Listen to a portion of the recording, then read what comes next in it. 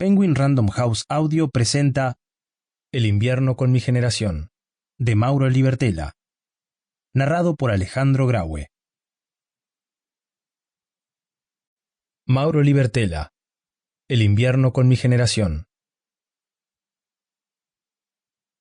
Para Martín Glickson y Martín Bari. Primera parte.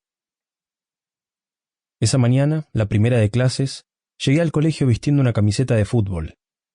Era la suplente de River Plate, morada, con unas tiras blancas que caían sobre los hombros como lluvia, hermosa. Atravesé el largo pasillo con una lentitud deliberada, como si me arrastrara, o más bien como si alguien hubiera ralentizado la película para que todos pudiéramos capturar mejor esa escena de iniciación. Llegué trabajosamente hasta el aula y vi, a través de un tajo vertical que dejaba la puerta entornada, esa multitud de caras desconocidas que en solo días o semanas iban a ser el elenco estable de mi comedia cotidiana. Entré.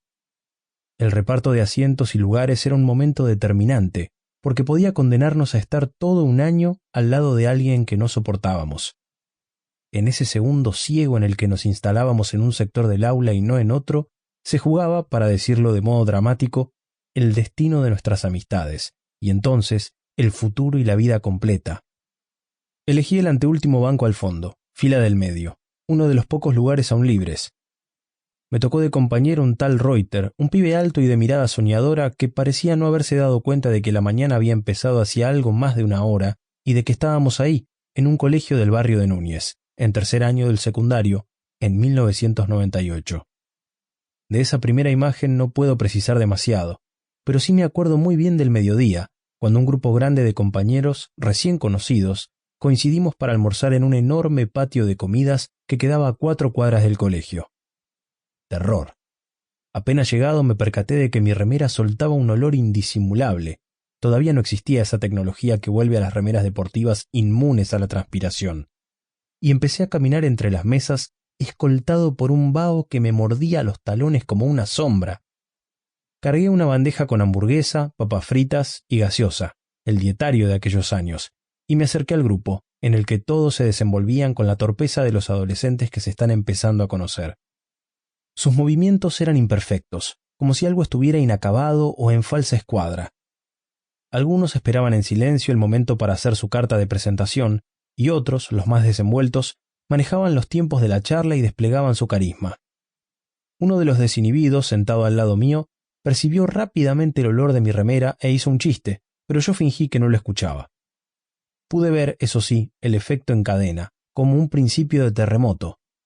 Uno a uno iban girando para mirarme, acotar algún comentario y hacerse cómplices de ese grupo que todavía no tenía nada de qué conversar y que encontró en el olor de mi remera un tema en común al que aferrarse.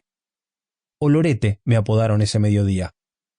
Yo, que trataba de pasar desapercibido, me convertí en el centro de atención y quedé mudo durante toda esa primera jornada de clases. A la mañana siguiente tomé las más altas precauciones y me vestí con una remera de noble algodón con un estampado de los Ramones, en un cambio de vestuario que no era solo textil, sino también semántico. Me senté en el lugar asignado, al lado de Reuter, que seguía sin dar grandes señales de entender lo que estaba sucediendo a su alrededor. «¿Cómo va, che?», me dijo alguien desde atrás, desde el último banco de la fila contra la pared. «Todo bien», le contesté, pero casi ni nos miramos. Fue una presentación silenciosa, como un cabeceo lento y afirmativo a la distancia. Durante el primer recreo se me acercó y me hizo un comentario sobre mi remera del día anterior. Asumí que se venía un nuevo regodeo con relación al olorete, pero en cambio dijo algo sobre la tradición del color morado, al que llamó purpúreo, en las camisetas suplentes del fútbol latinoamericano. Iván me dijo que se llamaba. Y se sentaba con el negro, que estaba vegetando en algún rincón del aula, y al que me presentó cuando pasamos por al lado suyo. El negro no habló. Así se formó el grupo. En el curso éramos alrededor de 40 alumnos, y los 4, Reuter, Iván, el negro y yo, fuimos armando un círculo cerrado, un rincón insular. La escuela era una institución judía no ortodoxa fundada en 1930, que tenía 2 grandes sedes en la ciudad, en los barrios de Caballito y Núñez. Yo había pasado mis 2 primeros años de secundario en Caballito sin recuerdos memorables, y al final del segundo año hubo que elegir una especialidad para los 3 siguientes. Sample complete. Ready to continue?